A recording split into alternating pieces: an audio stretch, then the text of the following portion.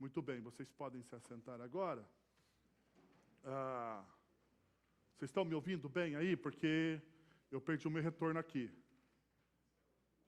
Estou sem meu retorno. Mas se vocês estiverem me ouvindo, está todo mundo aí? Paulo lá do fundo, Anivaldo, o pessoal está aí? Então, beleza, vamos embora.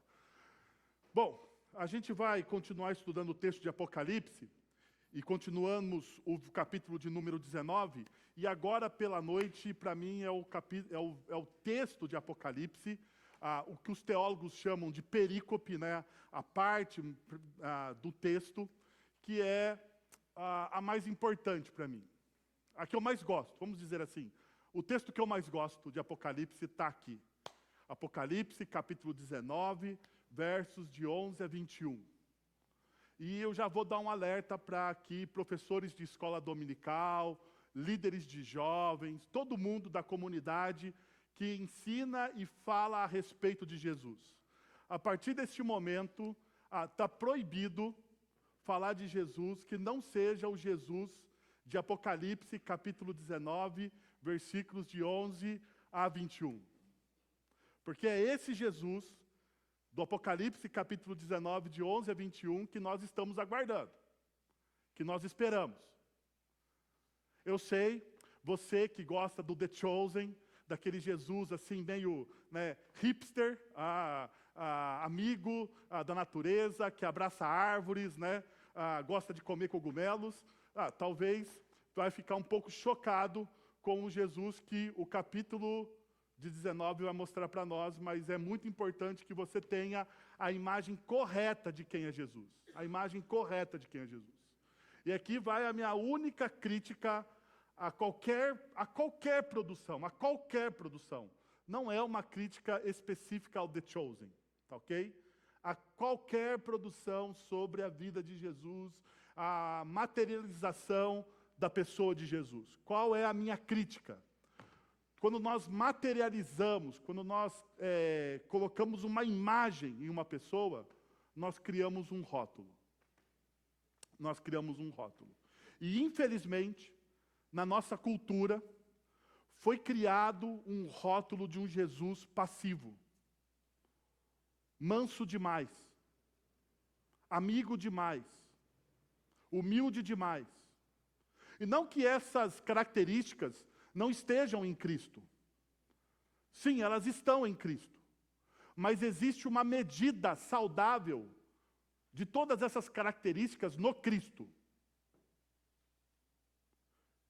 E muitas vezes nós criamos um Cristo, ou uma imagem de Jesus, que não está nas Sagradas Escrituras.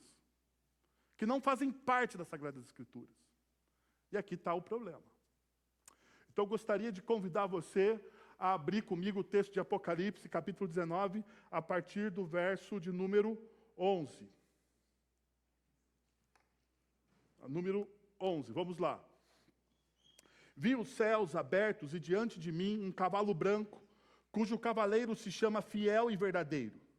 Ele julga e guerreia com justiça, seus olhos são como chamas de fogo, e a sua cabeça há muitas coroas e um nome que só ele conhece, e ninguém mais.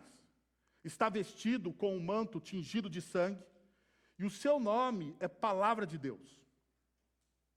Os exércitos dos céus o seguiam, vestidos de linho fino, branco e puro, e montados em cavalos brancos.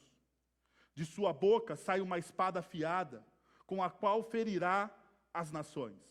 Ele as governará com um cetro de ferro. Ele pisa o lagar do vinho do furor da ira de Deus Todo-Poderoso. Em seu manto e em sua coxa está escrito este nome: Rei dos Reis e Senhor dos Senhores.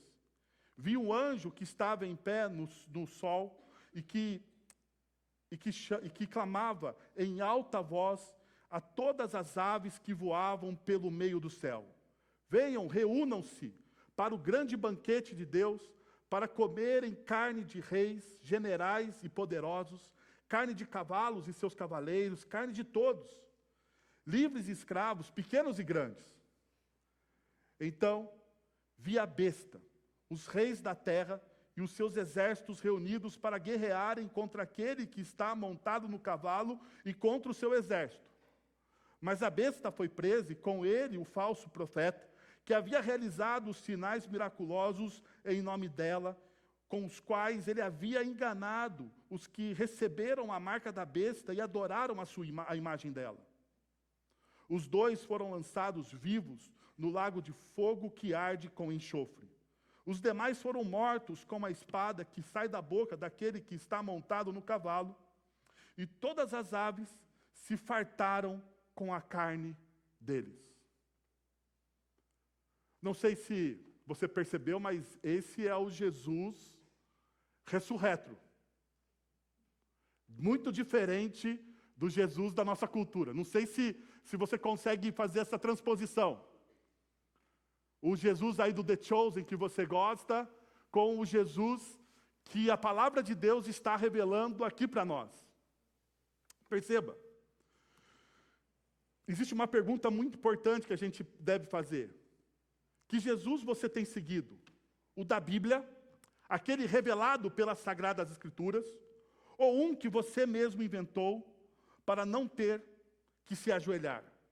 Muitas vezes nós criamos uma imagem de Jesus que não está nas Sagradas Escrituras. Vivemos numa cultura que tentou domesticar Jesus. Para muitos, ele é apenas um mestre espiritual, um guru da paz interior, um símbolo de amor inofensivo, uma espécie de terapeuta celestial que nunca confronta e que só aprova. Só aprova. Só aprova. Falamos da graça de Cristo, banalizando a graça de Cristo. Banalizamos a graça quando nós não temos o confronto com o nosso caráter. Como alertou o C.S. Lewis, eles o tornaram um cordeiro tão manso que o arrancaram do trono. Essa é a verdade. O Jesus que a nossa cultura cria, é o Jesus gentil, positivo, de fala mansa e zero exigências. Zero. Jesus não exige nada de você. Jesus está aqui para te servir. Essa é uma realidade da nossa cultura e de muitas religiões e de muitas confissões de fé, que Jesus é apenas um servo da igreja, e não o rei, que a Bíblia coloca como ele é. Um Jesus criado à imagem das nossas preferências, perceba. Mas Apocalipse 19, me desculpe aqui o linguajar mais chulo, ele detona este mito. Ele destrói este mito. Ele vai demolir este mito. Ele nos apresenta o verdadeiro Jesus. Aquele que molda, aquele que não é modelado pela cultura, pelo sentimento da nossa época, mas o Cristo ressurreto, exaltado e conquistador. Aqui ele não vem com flores, ele vem com olhos de fogo, vestes manchadas de sangue e sua espada afiada para julgar as nações. Ele não está sentado em uma almofada, mas montado em um cavalo de guerra. Ele não vem dar conselhos. O Jesus que a Bíblia está nos apresentando, ele vem reinar. Ele reina. Vamos ser honestos. E nós precisamos de honestidade aqui, espiritual e intelectual neste momento, meus irmãos.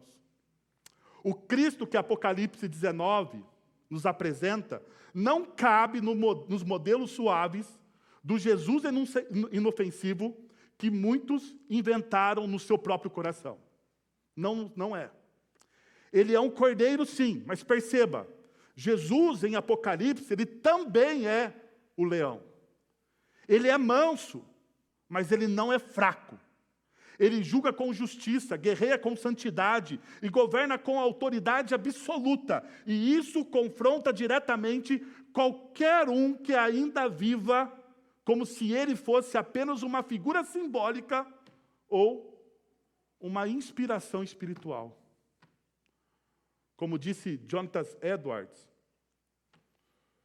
a obra da redenção ela é uma obra gloriosa, de conquista sobre os inimigos de Deus e de seu povo.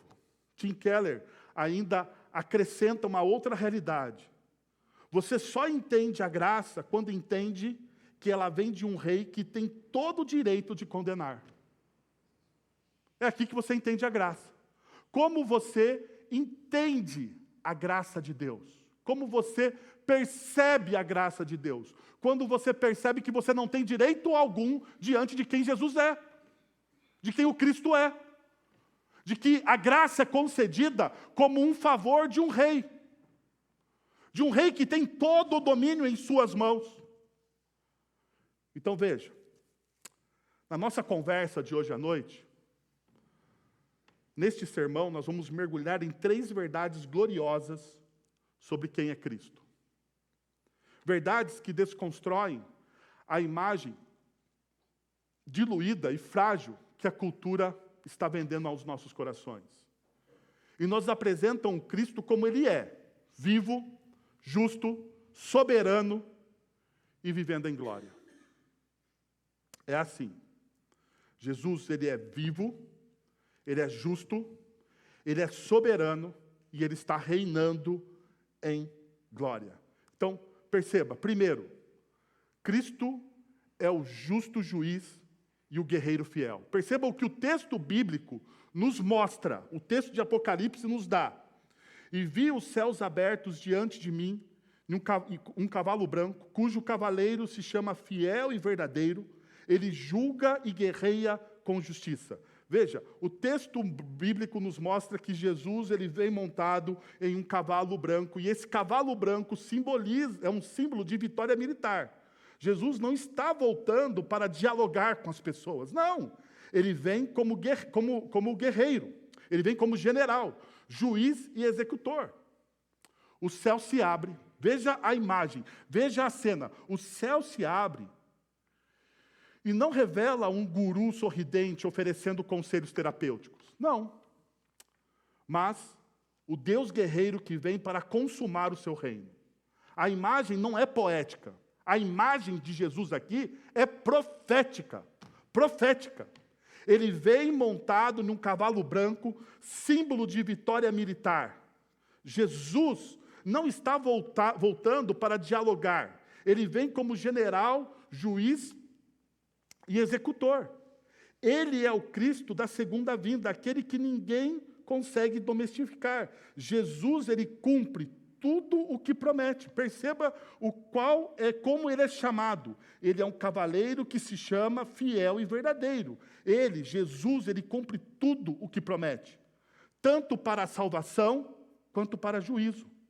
Você pode confiar nele, mesmo quando o mundo parece fora de controle. E talvez isso aqui seja uma das grandes verdades que eu e você precisamos adentrar no nosso coração. Muitas vezes nós gritamos e proclamamos que nós confiamos no Cristo, mas até onde a sua confiança no Cristo vai? Até que ponto a sua confiança em Jesus vai? Você confia no Cristo simplesmente quando tudo vai bem? Ou quando tudo está desmoronando na sua vida, ao invés de você exercitar a sua confiança, você abre mão de quem de fato Ele é. Você pode confiar nele mesmo quando o mundo parece fora de controle. Essa é a verdade que as Sagradas Escrituras nos ensinam. Perceba, diferentemente dos nossos governantes, Jesus aqui, ele guerreia contra as injustiças. Ele julga com justiça, com retidão e com santidade. Com justiça, ele julgará os necessitados. Com retidão, tomará decisões em favor dos pobres da terra, como diz Isaías, capítulo 11, verso de número 4. Jesus, então, nós percebemos, ele não erra, em nenhum momento. Essa guerra não é fruto de ódio arbitrário, mas da santa indignação contra o mal. Ele não está sendo movido por vingança humana, mas pelo zelo e pela santidade de Deus. Como diz Herman Bavinck, ele nos afirma que o Cristo ressurreto, ele trabalha em santidade em favor daquilo que Deus está fazendo. Mas perceba, existe uma outra qualificação de Jesus aqui. Ele julga e guerreia com justiça. julgar com justiça, com retidão e santidade, e ele nunca vai errar. Essas verdades precisam entrar dentro do nosso coração. Mas quais então seriam as aplicações práticas, ou as duas implicações práticas dessa verdade a respeito de quem Jesus é?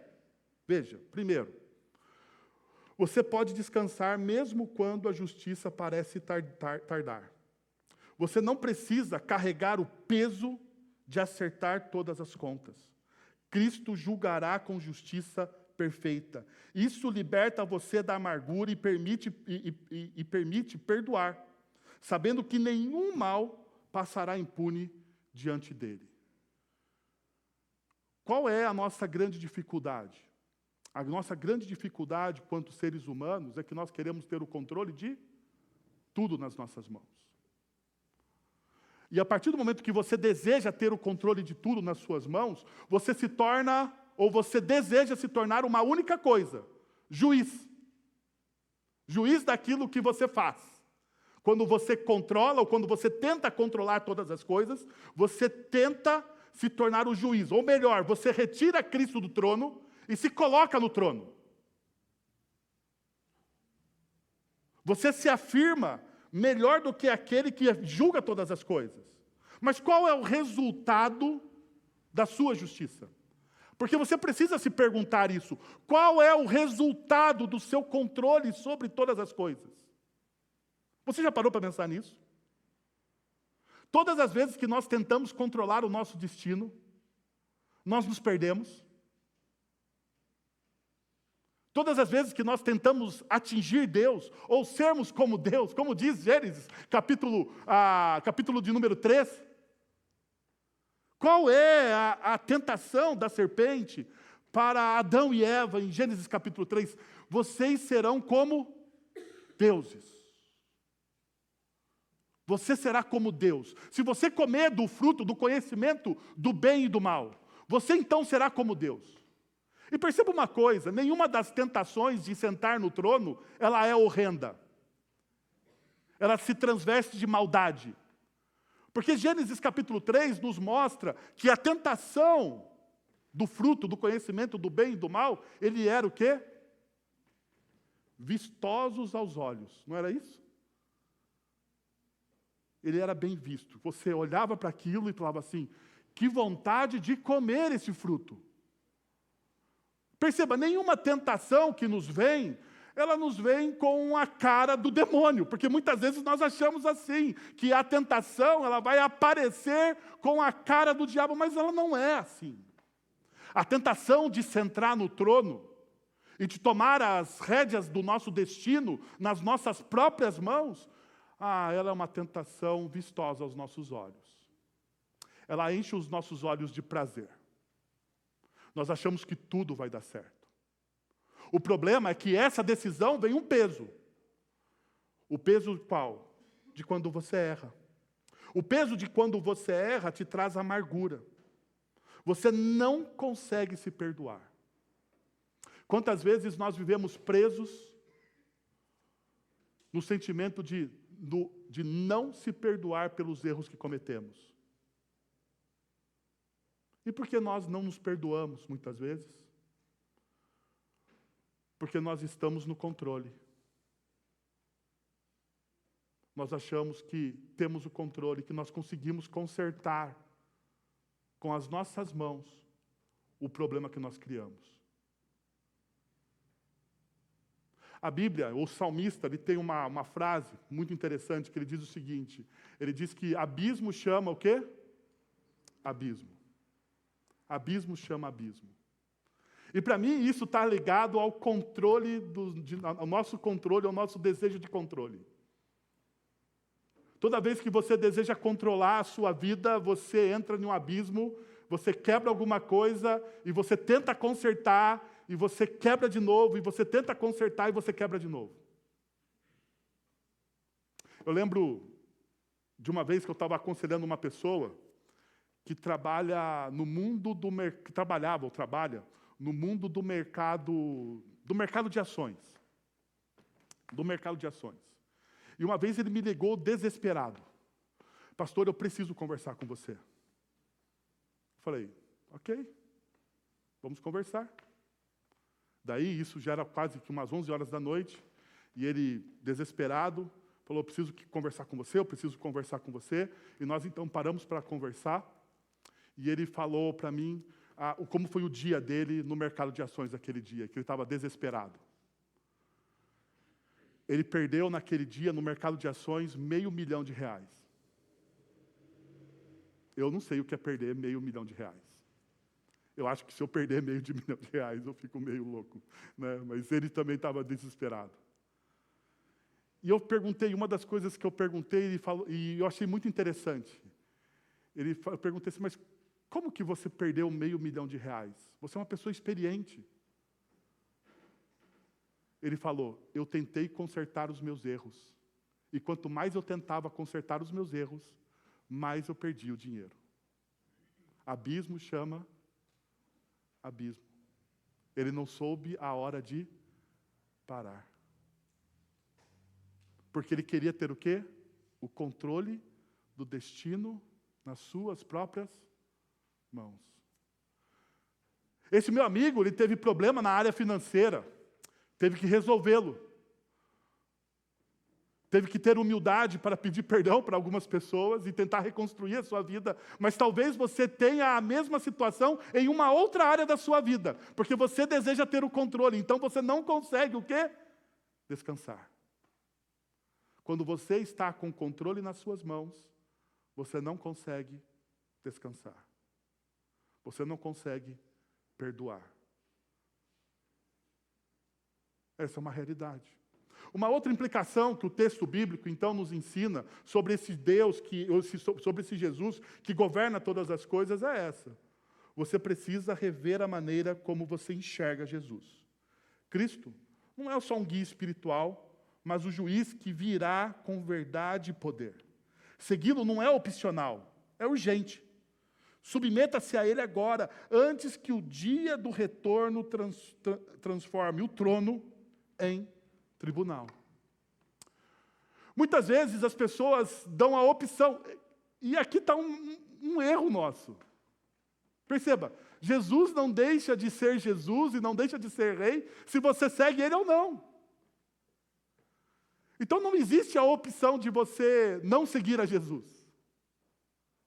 De alguma forma, você ou qualquer pessoa na face da terra irá seguir a Jesus uma hora.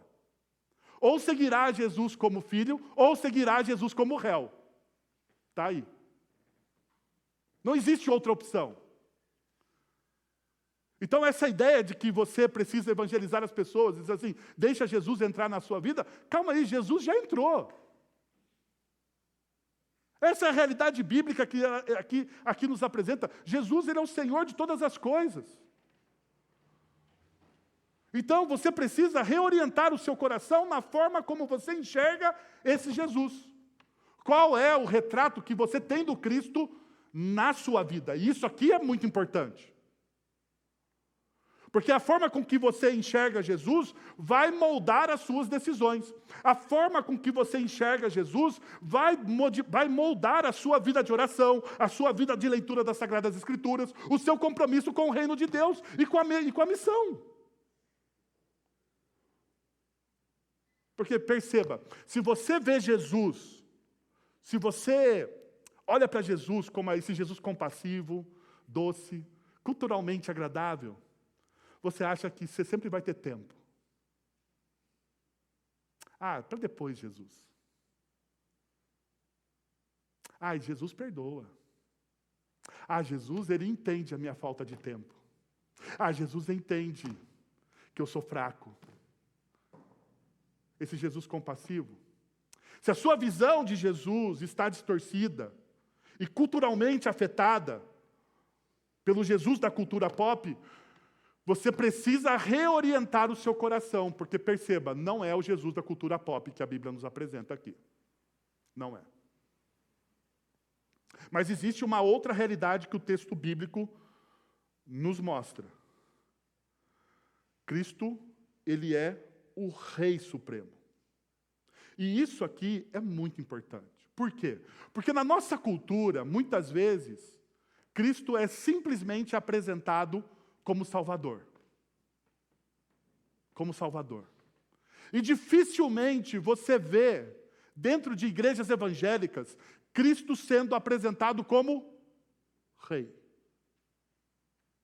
Porque a figura de Salvador, apesar de estar vinculada ao mesmo Cristo, ela é completamente diferente da figura de um rei.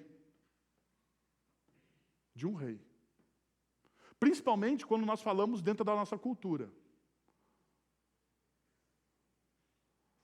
O rei, ele exerce uma coisa que nós temos dificuldade com essa palavra dentro da cultura, principalmente pós-moderna. O rei, ele exerce autoridade. Ele exerce autoridade. O rei, ele é soberano. E nós temos dificuldades com a soberania de Deus. E por que nós temos dificuldades com a soberania de Deus? Porque dentro do meio evangélico brasileiro, as pessoas, ou pastores desonestos, biblicamente, ensinaram as pessoas a determinarem que Deus faça as coisas para elas. Já viu isso? Alguém chegar, perceba, é plausível isso. Alguém chegar para um rei e dizer para o rei, um vassalo, um súdito, chegar para o rei e dizer, rei, eu determino que o Senhor faça isso. Isso é possível? No nosso mundo isso é possível? De maneira nenhuma. E por que você acha que isso seria possível para Deus? Deus, eu determino, eu tenho uma palavra de poder, a minha oração vai mover os céus. Você acha mesmo que a sua oração vai mover os céus? Você acha?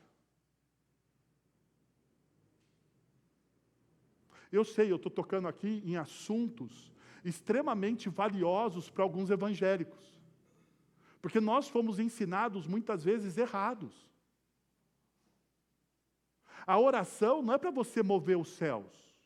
A oração, segundo as Sagradas Escrituras, ela é um meio de graça. É para você ter intimidade, desenvolver intimidade com Deus. Sim, a oração é para a gente pedir coisas para Deus também. Mas antes de tudo, a oração é para você desenvolver intimidade com Deus. Perceba, como começa a oração que Jesus nos ensinou?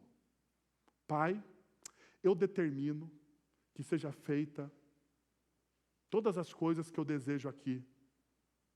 É assim? Ou a oração é feita, Pai nosso que estás nos céus. Adoração, santificado seja o teu nome. Pedido, venha o teu reino. Seja feita a sua vontade, a minha vontade. Não. Seja feita a vontade do Senhor. A vontade do Senhor. Assim como a vontade do Senhor, que a sua vontade seja feita aqui na terra, assim como ela é feita aí nos céus. O George Led, um teólogo, ele traduz isso de uma maneira, eu não sei se está muito certo ou não, mas eu acho poética a maneira que ele traduz. Ele traduz que a sua vontade aqui na terra seja livre, como a sua vontade é livre nos céus. Ele fala que é uma possível tradução. Mas eu acho poético.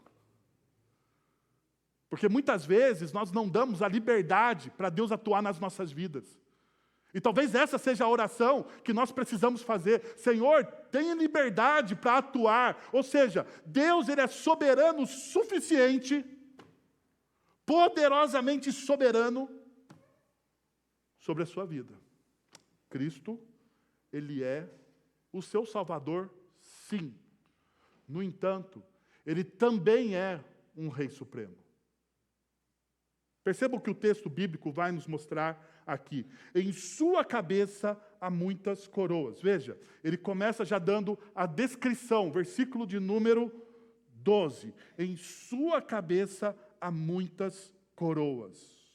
Os reis da terra vestem coroas por vaidade. Jesus carrega muitas coroas porque toda a autoridade do céu e da terra já lhe foi dada. Mateus capítulo 28, verso de número 18. Ele diz, eu tenho toda a autoridade me foi dada. Ele não está tentando governar. Perceba, Jesus ele já reina. Ele não precisa ser eleito, nem aprovado, nem legitimado. Eu sei, nós acabamos de cantar uma música aqui, que eu acho que tem um erro teológico. Eu acho. Eu canto essa música meio desconfiado. E nada contra o pessoal do louvor, mas quando eu canto, coroamos a ti, Rei Jesus, eu olho para aquilo e falo assim, ai, Senhor, será que eu posso coroar o Rei dos Reis, Senhor dos Senhores? Mas tem hino ruim também aí, viu? O pessoal que vai, se fosse um hino, isso não aconteceria? Espera domingo que vem, pela manhã, você vai ver. Eu vou apontar uns 4 hinos com erro aí. O fato é uma verdade. Eu sei, existe a livre poesia, é uma adoração. Eu estou coroando Jesus no meu coração. Mas, olha, é uma forçação de barra isso. Jesus, ele já está coroado. Ele já reina. Essa é a verdade bíblica. Perceba, ele tem muitas coroas, ou seja, isso mostra a sua soberania. Ele reina de fato e de direito, ele tem um domínio eterno. Como predito em Daniel, capítulo 7, versos de 13 a 14, onde o Filho do Homem recebe do próprio Deus todo o poder, toda a glória e o reino que jamais será abalado. Ou seja, se ele já foi coroado por Deus, por que você vai coroar Jesus? Não tem sentido. Mas a verdade é que essa música muitas vezes entra no coração e parece que a gente está fazendo aquilo que Hebreus não nos alerta para nós não fazermos. Né? Nos rendermos a Jesus sempre nas nossas vidas, no sentido de que nós nunca nos rendemos a Ele. Você já viu esse negócio em igreja mais avivada? Nós aqui não temos isso, né? Nós, presbiterianos, não temos isso. Mas em algumas igrejas você tem um apelo no final do culto. Eu já fui de igreja que tem um apelo no final do culto. Né? Então você chega lá, a pessoa fala assim, se você quer render a sua vida a Jesus, vem à frente. E uma vez eu estava observando isso, e sempre, às vezes, as mesmas pessoas vão à frente. Parece que elas sempre estão rendendo a sua vida a Jesus, mas nunca estão sendo transformadas. Será que isso de fato é rendição? Você está coroando Jesus o tempo todo no seu coração, a ponto de você não de fato se submeter a Ele. Veja, existe uma outra qualidade que o texto bíblico aqui nos mostra. Da sua boca sai uma espada afiada. Perceba então o que essa palavra, essa espada afiada que sai da sua boca, da boca de Cristo, significa. Que ninguém pode resistir ao seu poder, ao poder da sua palavra. Ela não é uma sugestão. A palavra de Deus, então perceba, a palavra de Deus não são conselhos, não são sugestões, mas a palavra de Deus ela é eterna e inerrante. Ou seja, quando Ele fala através das Sagradas Escrituras, a história se curva a esta palavra. Quando Ele pronuncia o seu juízo, nenhuma ideologia sobrevive, nenhuma injustiça permanece de pé e nenhum rebelde escapa. Ao mesmo tempo, essa mesma palavra que corta para julgar, também corta para curar. Ela fere o orgulho, mas restaura o humilde. Se você se rende ao rei, e rende-se de fato a ele, a espada será um consolo para você, porque ela vai dividir o seu coração, sim. Ela vai dar discernimento do que você está pensando, sim. Agora, se você resiste, você será, ou você experimentará, o juízo de Deus. Perceba, isso significa que Cristo conquista, julga e governa por meio da sua palavra. Não com força bruta, mas com autoridade verbal soberana. Ele fala e as nações caem. Essa é uma realidade. Quando Cristo fala, as nações caem. Quando Cristo fala, corações se rendem. Quando Cristo fala, corações se rendem. Quando Cristo fala, a transformação acontece nas nossas vidas, no meu coração e no seu coração. Ainda, a palavra de Cristo penetra no íntimo, separa o verdadeiro do falso, expõe o pecado, julga os corações. Ela não erra o alvo, ela corta para salvar ou para julgar. A palavra de Deus, e toda vez que você é exposto à palavra de Deus, o seu coração está sendo o quê? Julgado. Julgado. Por isso, então, que ler e compreender a palavra de Deus é tão caro para nós. É tão caro para nós. É tão importante aos nossos corações você conseguir ter uma constância na sua vida de oração. Porque quanto mais contato você tiver com a palavra de Deus, mais o seu caráter será moldado ao caráter de Cristo Jesus. Mais a sua vida será transformada. Então perceba que o texto bíblico que nós estamos lendo, ele nos dá ainda uma outra realidade. Ele governará com cetro de ferro. Veja, Cristo aqui então, perceba, ele reina com cetro de ferro. Sua autoridade não é negociada, ele não está negociando. Sua justiça não falha, sua vontade prevalece. Veja, enquanto o anticristo, em Apocalipse capítulo 13, se atreve a usurpar o trono, e a besta, em Apocalipse 17, embriaga os reinos com sua falsa glória, veja agora, o verdadeiro rei aparece no céu, não como um único, não como uma única coroa, mas e nem como um imperador vaidoso, mas com muitas coroas, porque ele não governa uma nação, mas todas. Ele não herda um reino limitado, mas recebe domínio eterno, glória e soberania que jamais passarão. O governo de Deus, ele é pleno. E o texto bíblico está nos mostrando isso. Por isso, perceba que essas três características, sua cabeça tem muitas coroas, da sua boca sai uma espada afiada, ele governa com cetro de ferro, todas elas apontam para uma única realidade. E qual é a realidade? Ele é o Rei dos Reis e o Senhor dos Senhores. Ele é o Rei dos Reis e Senhor dos Senhores. Ele é o Rei Supremo. Perceba que esse título demonstra o senhorio total de Cristo sobre todas as esferas da vida. Igreja, Estado, política, família, cultura e o cosmos. Cristo é o Senhor de tudo. Como diz Abraham Kuyper, ele vai dizer, não há 1 centímetro quadrado em toda a criação sobre qual Cristo não declare, é meu. Tudo é dele. Hoje pela manhã o nosso coral cantou, tudo é por ele, por meio dele e para ele. Tudo é por ele. Todas as coisas, o apóstolo Paulo declara que todas as coisas foram feitas por intermédio dele. Por intermédio dele. Tudo veio a existir. Todas as coisas se dobram a ele, sejam soberanias, poderes. Essa é a realidade que confronta tanto o relativismo da cultura quanto o orgulho do nosso coração.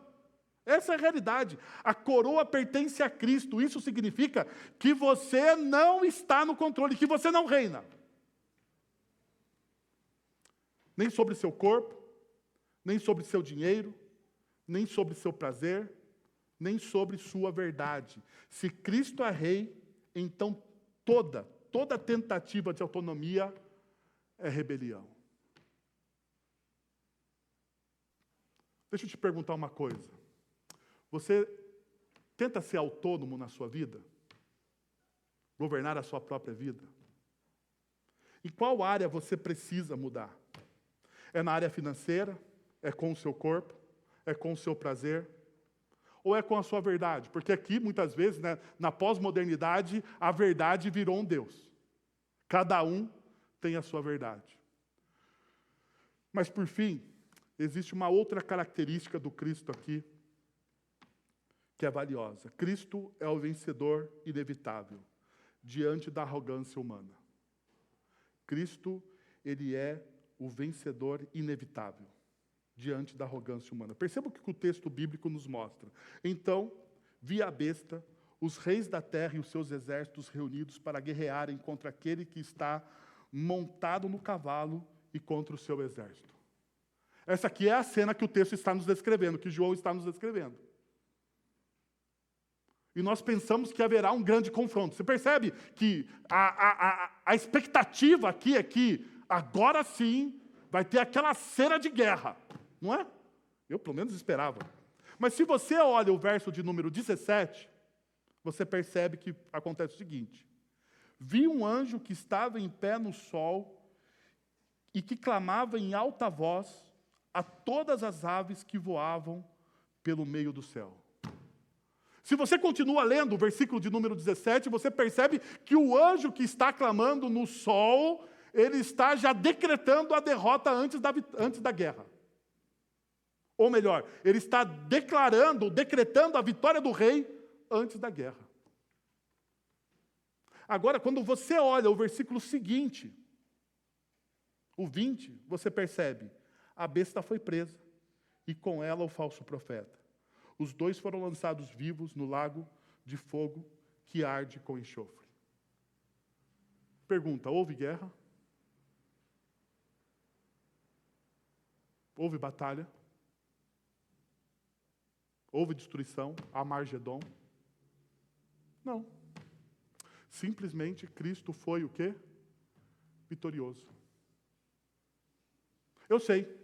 A escatologia reformada, ela não é tão emocionante quanto outras escatologias, que você imagina que vai ter uma guerra fantástica, bombas e tal. Mas não, é a verdade que o Cristo, ele já é vitorioso, porque perceba, o anjo já anunciou a vitória antes da própria batalha.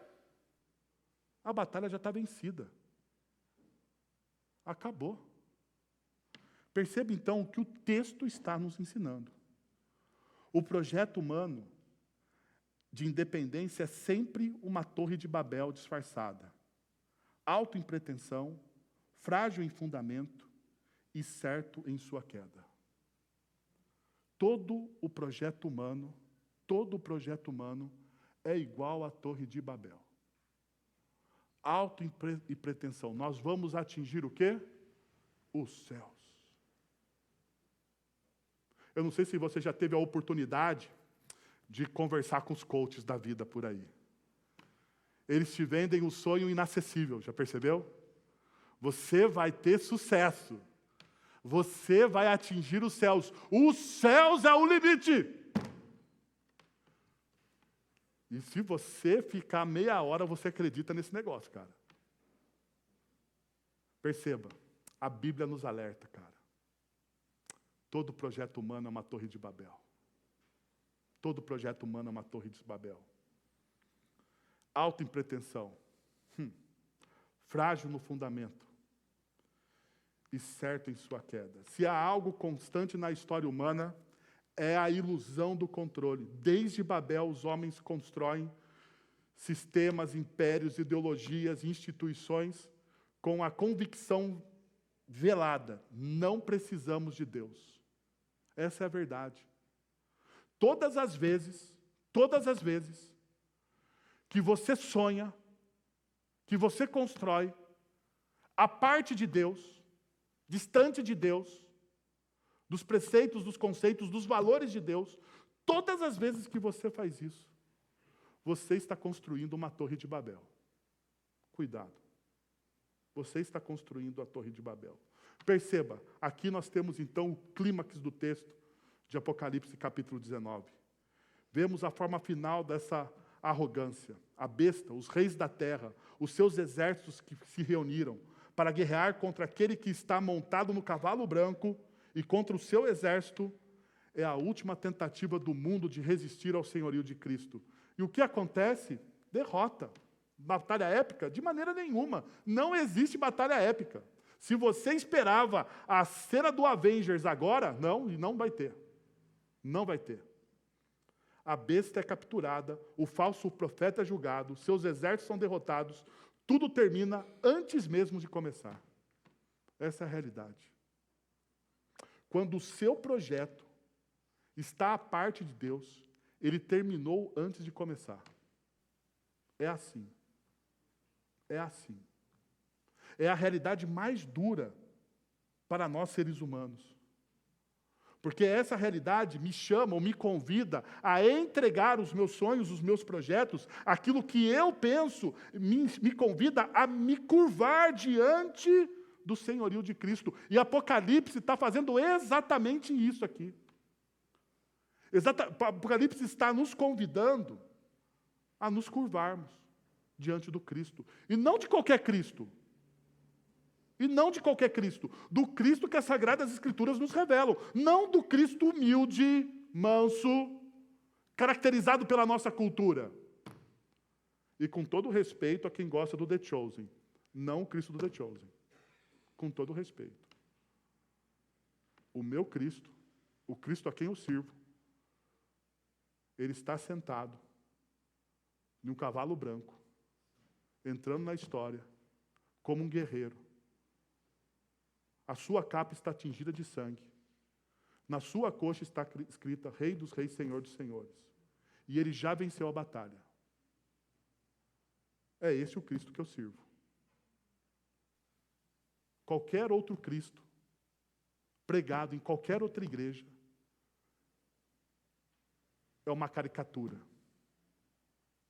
E sendo assim, é uma mentira. É uma mentira. O Cristo a quem nós servimos, ele é poderoso.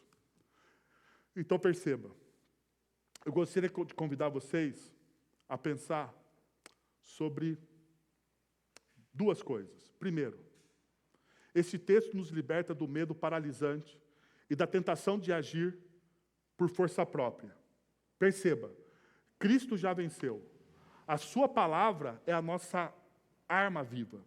Vivemos com confiança e missão firme, sabendo que o mal não prevalecerá. Essa é a verdade. Nós temos a convicção de que Cristo já venceu. E isso nos liberta do medo, até mesmo da morte. Porque Cristo venceu a própria morte. Então, não existe absolutamente nada nessa vida que nós precisamos temer. Cristo já venceu.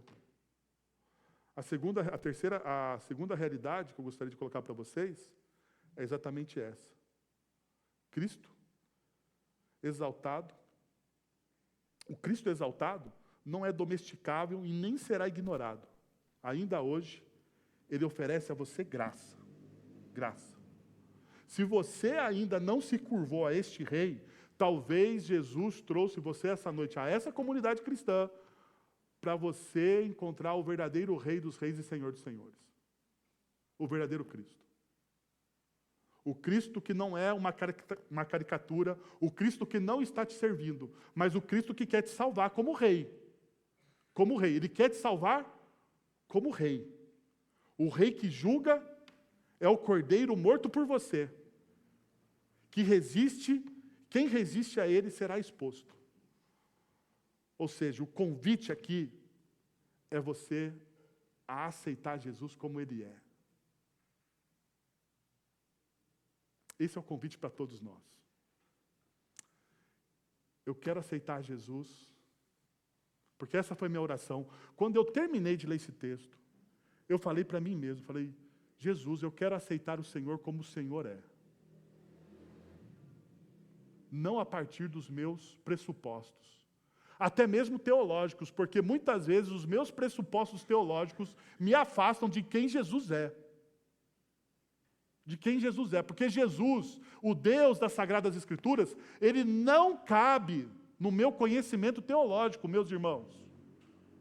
Ele supera o meu conhecimento teológico. Ele é maior que o meu conhecimento teológico. Ele está muito além. Então, o Jesus apresentado aqui, ele é soberano, acima de nós. E você só encontra descanso para sua alma cansada nele. Mas veja, precisa ser aceito, ou aceitá-lo, se curvar, se dobrar a ele, como ele realmente é. Que tal você fazer essa oração no seu coração hoje? Assim como eu fiz hoje.